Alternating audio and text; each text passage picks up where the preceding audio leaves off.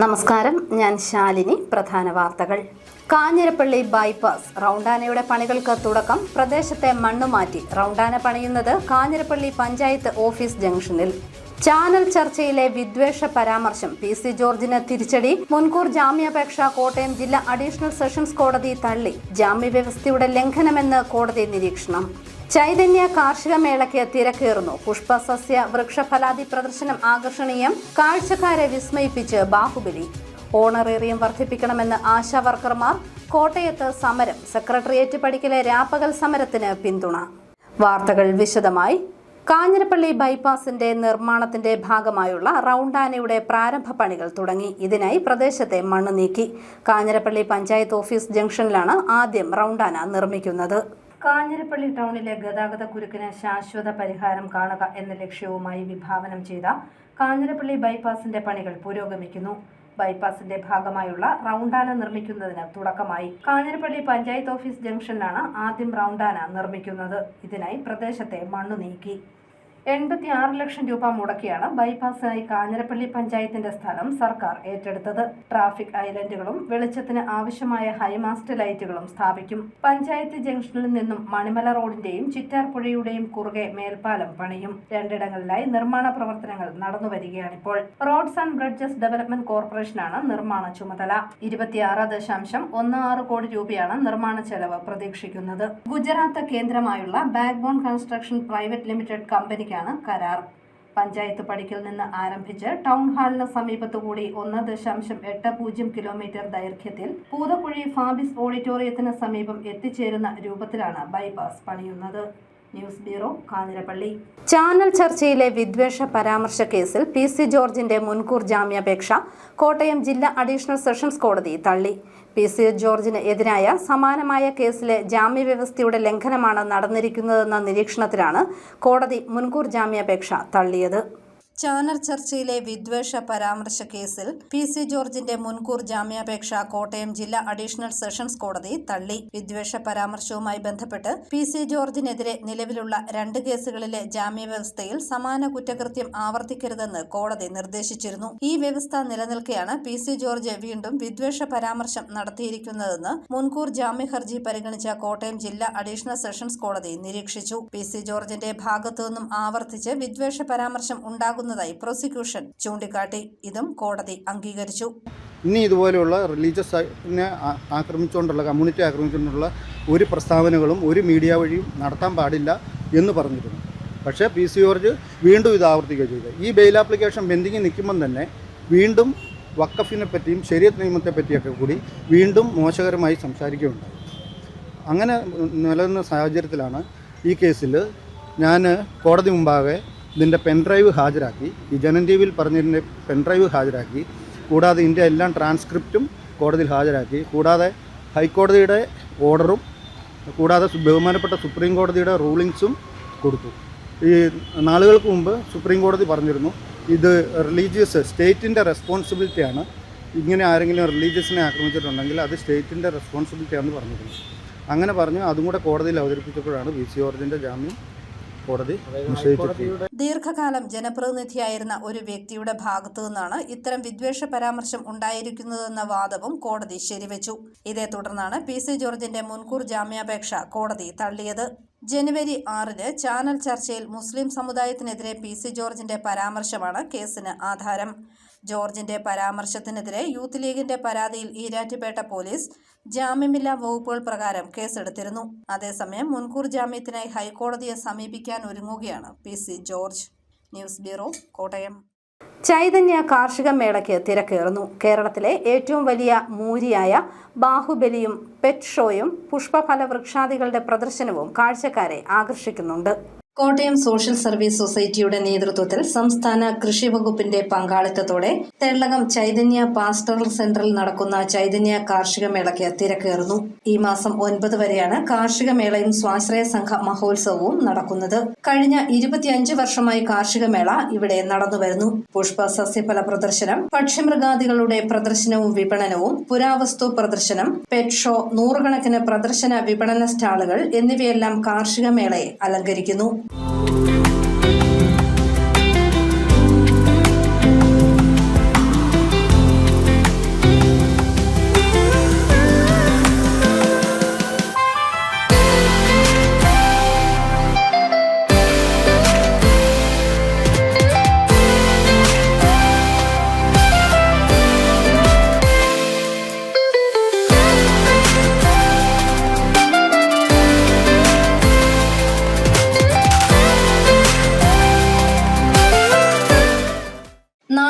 കാർഷിക വിളകൾ കാണുന്നതിനും വാങ്ങുന്നതിനും മേള അവസരമൊരുക്കുന്നുണ്ട്.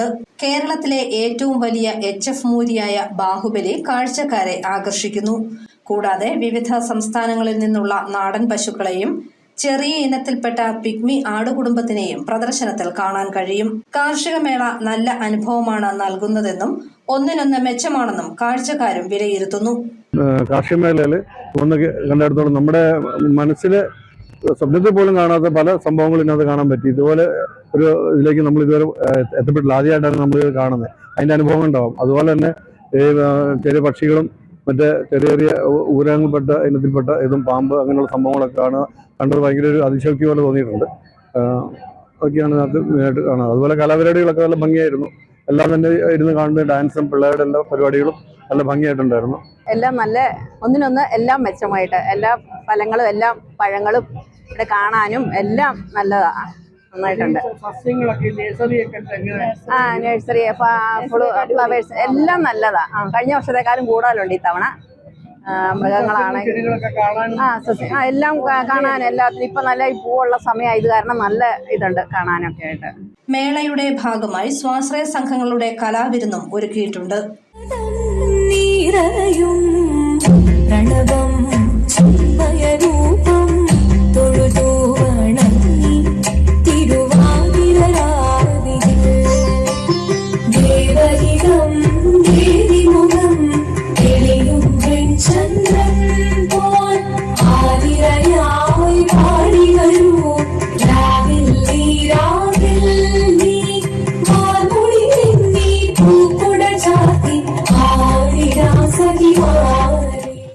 ഒരാഴ്ച നീണ്ടു നിൽക്കുന്ന പ്രദർശനം ഈ മാസം 9-ന് സമാപിക്കും. News bureau, Kottayam. വിവിധ ആവശ്യങ്ങളുമായി ആശാവർക്കർമാർ കോട്ടയത്ത് സമരം നടത്തി. സെക്രട്ടേറിയറ്റ് പടിക്കൽ നടക്കുന്ന രാപ്പകൽ സമരത്തിന് പിന്തുണയുമായിട്ടാണ് ജില്ലാ കേന്ദ്രങ്ങളിലും ആശാവർക്കർമാർ ഏരിയ കമ്മിറ്റികളുടെ കീഴിൽ സമരം സംഘടിപ്പിച്ചത്. വിവിധ ആവശ്യങ്ങൾ ഉന്നയിച്ച് ആശാവർക്കർമാർ കോട്ടയത്ത് സമരം നടത്തി. ഓണറേറിയം 15,000 രൂപയായി ഉയർത്തുക, ഉപാധികളില്ലാതെ ഓണറേറിയം അനുവദിക്കുക, ശൈലി സർവേ പ്രഖ്യാപിച്ച് തുക മുൻകാല പ്രാബല്യത്തോടെ അനുവദിക്കുക തുടങ്ങിയ ആവശ്യങ്ങൾ ആശാവർക്കർമാർ ഉന്നയിച്ചു. കോട്ടയം ജില്ലാ ആശുപത്രിക്ക് മുൻപിൽ നടന്ന സമരം CITU ജില്ലാ വൈസ് പ്രസിഡന്റ് അജയ് KR ഉദ്ഘാടനം ചെയ്തു. അതുകൊണ്ടാണ് ആ അധ്വാനിക്കുന്നവരെല്ലാം കൂട്ടിയിണക്കിക്കൊണ്ട് അവിടെ കുടിയോ ജാതിയോ മതത്തിൻ്റെയോ ഏതൊരു പ്രത്യയശാസ്ത്രത്തിൻ്റെയോ വ്യത്യാസമില്ലാതെ അവരെ എല്ലാം കൂട്ടിനിർത്തിക്കൊണ്ട് ഈ നയങ്ങൾക്കെതിരായ പോരാട്ടം സംഘടിപ്പിക്കാൻ തീരുമാനിക്കപ്പെട്ടു. NCP നേതാവ് PK ആനന്ദക്കുട്ടൻ, ജില്ലാ പ്രസിഡന്റ് മായ റിനോ, സെക്രട്ടറി KB രമ തുടങ്ങിയവർ പങ്കെടുത്തു. News bureau, Kottayam. സംസ്ഥാനത്ത് ഇന്നും സ്വർണ്ണവില ഉയർന്നു. ഒരു പവൻ സ്വർണത്തിന് 200 രൂപയാണ് വർദ്ധിച്ചത്. ഇതോടെ പവന് 63,440 രൂപയായി. ഇന്നലെ 760 രൂപ വർദ്ധിച്ച് ചരിത്രത്തിലാദ്യമായി 63,000 രൂപ കടന്നിരുന്നു. 3 ദിവസം കൊണ്ട് സ്വർണത്തിന് 1,800 രൂപയാണ് വർദ്ധിച്ചത്. ഗ്രാമിന് 7,930 രൂപ നൽകണം. ഡൽഹിയിൽ നടന്ന റിപ്പബ്ലിക് ദിന പരേഡിൽ പങ്കെടുത്ത NCC കേഡറ്റുകൾക്ക് അരുവിത്തുറ സെന്റ് ജോർജ് കോളേജിൽ സ്വീകരണം. മാർച്ച് പാസ്റ്റോടെയാണ് വിദ്യാർത്ഥികൾക്ക് വരവേൽപ്പ് നൽകിയത്. രാജ്യത്തിന്റെ 75ാം റിപ്പബ്ലിക് ദിന പരേഡിൽ അരുവിത്തുറ സെന്റ് ജോർജ് കോളേജിൽ നിന്നും പങ്കെടുത്ത NCC കേഡറ്റുകളായ കുരുവിള സെബാസ്റ്റിനെയും അൽഫോൻസ അലക്സിനെയും സ്വീകരണം നൽകി. അരുവിത്തുറ ഫെർണോ ദേവാലയ അങ്കണത്തിൽ നിന്നും ബൈക്ക് റാലിയുടെ അകമ്പടിയോടെയാണ് കേഡറ്റുകളെ സെന്റ് ജോർജ് കോളേജിലേക്ക് ആനയിച്ചത്. തുടർന്ന് കോളേജിൽ NCCയുടെ നേതൃത്വത്തിൽ മാർച്ച് പാസ്റ്റോടെ വിദ്യാർത്ഥികൾക്ക് വൻ വരവേൽപ്പ് നൽകി.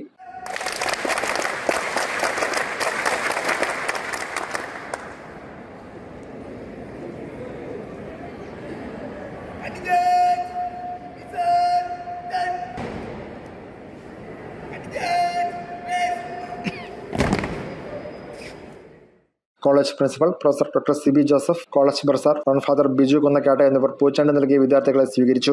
ചടങ്ങിൽ college vice principal doctor Jillu Annie John, NCC officer captain doctor Laiju Varghese, college union ഭാരവാഹികൾ തുടങ്ങിയവർ പങ്കെടുത്തു. News bureau, Pala. മാലിന്യമുക്തം നവകേരളം പരിപാടിയുടെ ഭാഗമായുള്ള ചിത്ര പ്രദർശനം സ്കൂളുകളിൽ നടന്നു. കുട്ടികൾ വരച്ച ചിത്രങ്ങളാണ് കാഴ്ച എന്ന പേരിൽ പ്രദർശിപ്പിച്ചത്. മാലിന്യമുക്തം നവകേരളം പരിപാടിയുടെ ഭാഗമായി കുട്ടികൾ ഒരുക്കിയ ചിത്ര പ്രദർശനം കാഴ്ച കോട്ടയം ജില്ലയിലെ സ്കൂളുകളിൽ നടന്നു. കുട്ടികളിൽ മാലിന്യമുക്ത അവബോധം വളർത്തിയെടുക്കുന്നതിന്റെ ഭാഗമായാണ് പരിപാടി സംഘടിപ്പിച്ചത്. ശുചിത്വ മാലിന്യ സംസ്കരണം വിഷയമാക്കി കുട്ടികൾക്കായി നടത്തിയ ചിത്രരചനാ മത്സരത്തിൽ പങ്കെടുത്തവരുടെ ചിത്രങ്ങളാണ് പ്രദർശിപ്പിച്ചത്. ലാലം ബ്ലോക്ക് പഞ്ചായത്തിലെ Pravithanam saint Michael higher secondary സ്കൂളിൽ ചിത്രപ്രദർശനം നടത്തി. കുട്ടികൾക്ക് വേറിട്ട അനുഭവമാണ് കാഴ്ച സമ്മാനിച്ചത്. ശുചിത്വ പ്രതിജ്ഞയോടെയാണ് പരിപാടികൾക്ക് തുടക്കമായത്. ശുചിത്വ പ്രദർശനത്തിന്റെ ഉദ്ഘാടനം ബ്ലോക്ക് പ്രസിഡന്റ് ജെസ്സി തോമസ് നിർവഹിച്ചു. അജി VK അധ്യക്ഷനായ യോഗത്തിൽ ജയലളിത, ശ്രീലക്ഷ്മി, ശുചിത്വ mission RP, Ajitha KR, Jojimon Jose തുടങ്ങിയവർ പങ്കെടുത്തു. News bureau, Ponkunnam. പാമ്പാടി പഞ്ചായത്തിന്റെ നേതൃത്വത്തിൽ വയോജനങ്ങളെ വിനോദയാത്രയ്ക്കായി കൊണ്ടുപോയി. 190 വയോജനങ്ങൾ ആടിയും പാടിയും ഉല്ലസിച്ചു. പാമ്പാടി ഗ്രാമപഞ്ചായത്ത് 2024-25 വാർഷിക പദ്ധതിയിൽ ഉൾപ്പെടുത്തി വയോജന വിനോദയാത്ര സംഘടിപ്പിച്ചു.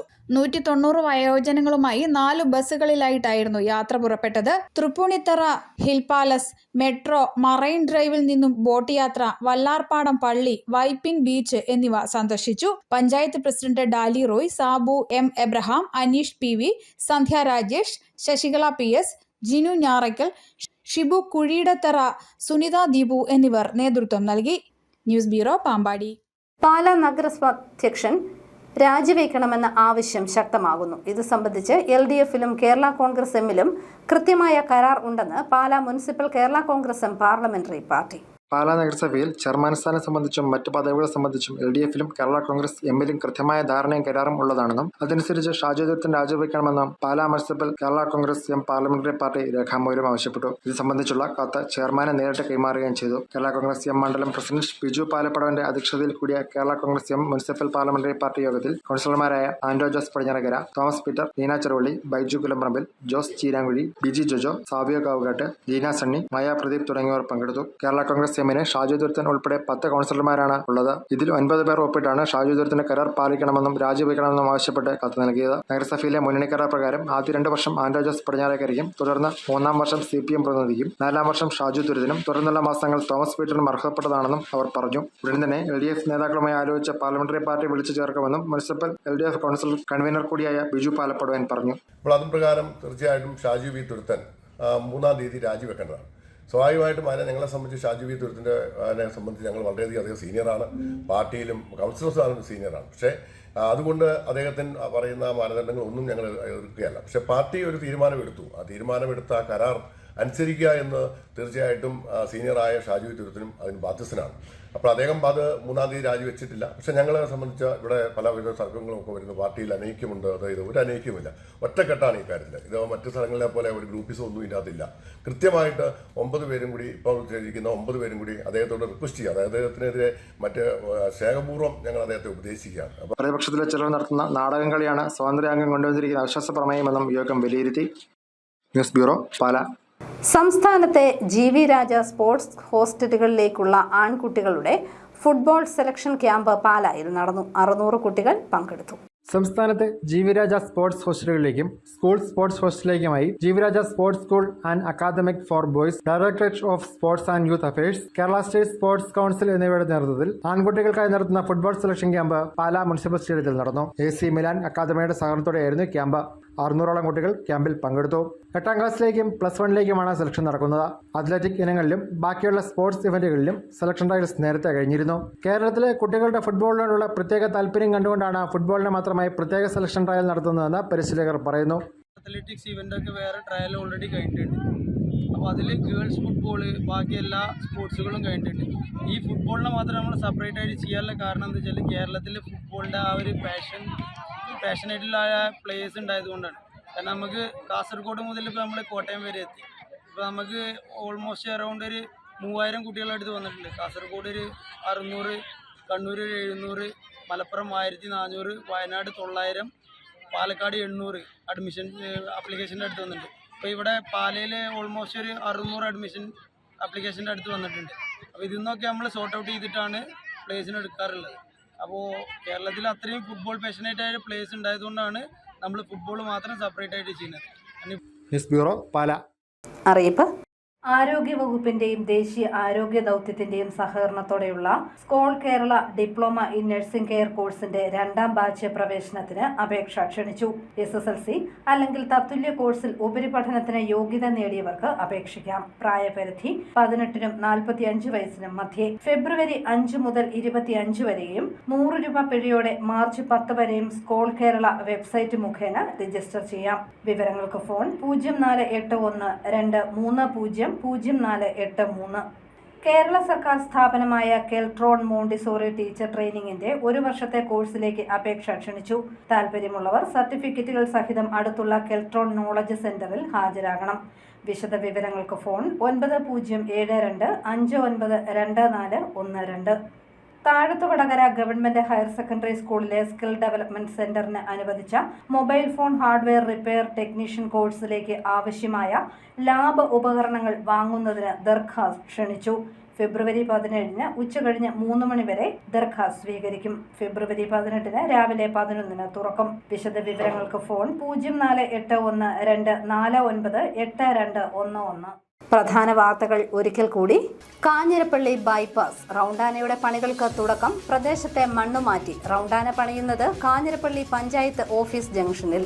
ചാനൽ ചർച്ചയിലെ വിദ്വേഷ പരാമർശം PC ജോർജിന് തിരിച്ചടി. മുൻകൂർ ജാമ്യാപേക്ഷ കോട്ടയം ജില്ലാ അഡീഷണൽ സെഷൻസ് കോടതി തള്ളി. ജാമ്യവ്യവസ്ഥയുടെ ലംഘനമെന്ന് കോടതി നിരീക്ഷണം. ചൈതന്യ കാർഷിക മേളയ്ക്ക് തിരക്കേറുന്നു. പുഷ്പസസ്യ വൃക്ഷഫലാദി പ്രദർശനം ആകർഷണീയം. കാഴ്ചക്കാരെ വിസ്മയിപ്പിച്ച് ബാഹുബലി. ഓണറേറിയം വർദ്ധിപ്പിക്കണമെന്ന് ആശാവർക്കർമാർ. കോട്ടയത്ത് സമരം. സെക്രട്ടേറിയറ്റ് പടിക്കലെ രാപ്പകൽ സമരത്തിന് പിന്തുണ. ഈ ബുള്ളറ്റിൻ പൂർണ്ണമാകുന്നു. നമസ്കാരം.